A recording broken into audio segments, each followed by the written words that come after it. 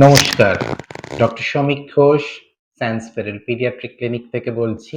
আজকে আমাদের আলোচনার বিষয়টা হচ্ছে যে বাচ্চারা বারে যখন সর্দি, কাশি, জ্বরে ভোগে, বহু মা-বাবার একটা ধারণা থাকে যে বাচ্চাটার বোধহয় ইমিউনিটিটা খুব কম, সেই জন্য বারংবার এই ইনফেকশন হচ্ছে।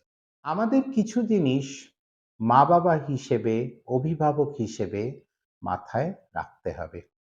যে বাতাস থেকে আমি শ্বাস-প্রশ্বাস নিচ্ছি বা অক্সিজেন নিচ্ছি, অক্সিজেনের সাথে ধুলো, ধোঁয়া, জীবাণু সবকিছুই কিন্তু প্রত্যেকটা নিঃশ্বাসের সাথে আমার শ্বাসনালীতে প্রবেশ করার একটা সুযোগ পাচ্ছে। যেকোনো অ্যাডাল্ট মানুষের নাকের ভেতরটা যদি আপনি দেখেন, একটা বেশ মোটা লেয়ার অফ চুল বা হেয়ার থাকে এবং আরেকটা লেয়ার থাকে শ্লেষ্মা বা মিউকাসের।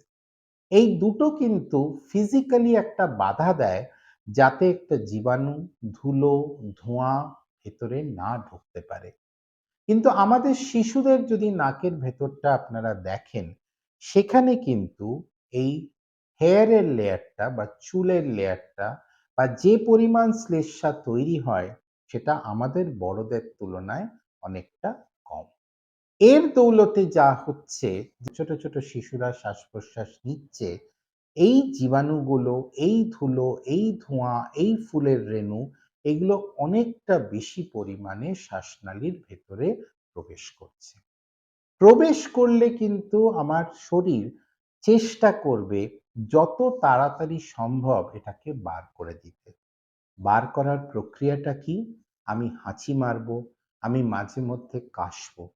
সো কোনো হাঁচি, কোনো কাশি আমার কিন্তু কোনো ক্ষতি করছে না। ডাক্তার হিসেবে যখন আমি সর্দি কাশির ওষুধ ব্যবহার করি, আমি কিন্তু নির্দিষ্ট কিছু কারণের জন্য ব্যবহার করি। সর্দির জন্য আমার প্রধান কারণ কি? যাতে সর্দির জন্য আমার বাচ্চা নাক যেন না ডাকে, আমার বাচ্চা মুখটা হাঁ করে যেন না ঘুমায়। যেই মুহূর্তে একটা বাচ্চা এটা করতে শুরু করে, প্রত্যেকটা নিঃশ্বাসের সাথে যতটা অক্সিজেন ঢোকার কথা সেটা ঢুকতে পারছে না।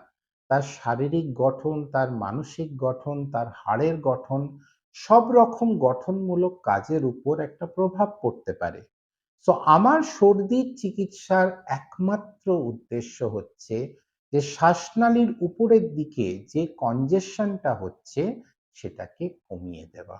আমার হাঁচি বা আমার নাক দিয়ে জল পড়া কখনোই সারা জীবন চলবে না। তখন বন্ধ হয়ে যাবে যখন কিনা জীবাণুটা বেরিয়ে যাবে।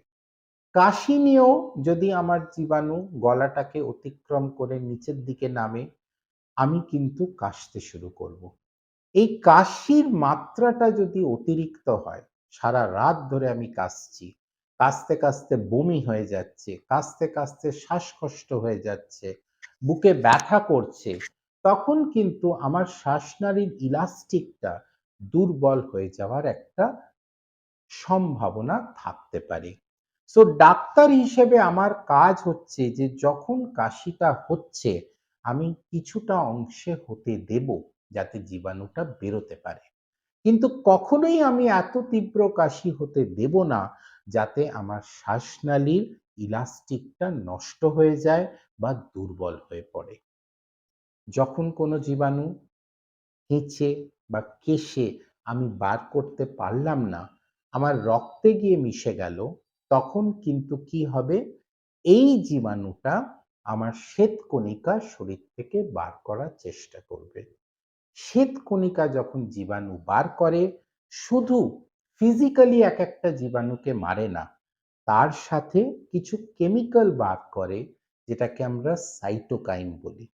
এই সাইটোকাইন কিন্তু শরীরের তাপমাত্রাটাকে তুলে দেয়, যাতে ওই তাপেতে প্রচুর জীবাণু মরতে পারে। সো জ্বর কিন্তু সবসময় আমার শত্রু নয়। বেশিরভাগ সময় ওটা আমার সহকারী বন্ধু। আমি নিশ্চয়ই বাচ্চার সুবিধের জন্য যতটা সম্ভব জ্বর কন্ট্রোল করার চেষ্টা করব, কিন্তু আমি অত্যাধিক মাত্রায় জ্বরের ওষুধ দিয়ে অন্য অর্গানের কোনো ড্যামেজ হতে দেব না। আমাদের অভিভাবক হিসেবে এই বেসিক তথ্যগুলো কিন্তু জানতে হবে। ফার্দার এই অসুবিধেগুলোর কি করে চিকিৎসা করা যায় তার জন্য আমাদের ক্লিনিকে আসুন, আমরা সামনাসামনি বসে এই রহস্যের সমাধান করব।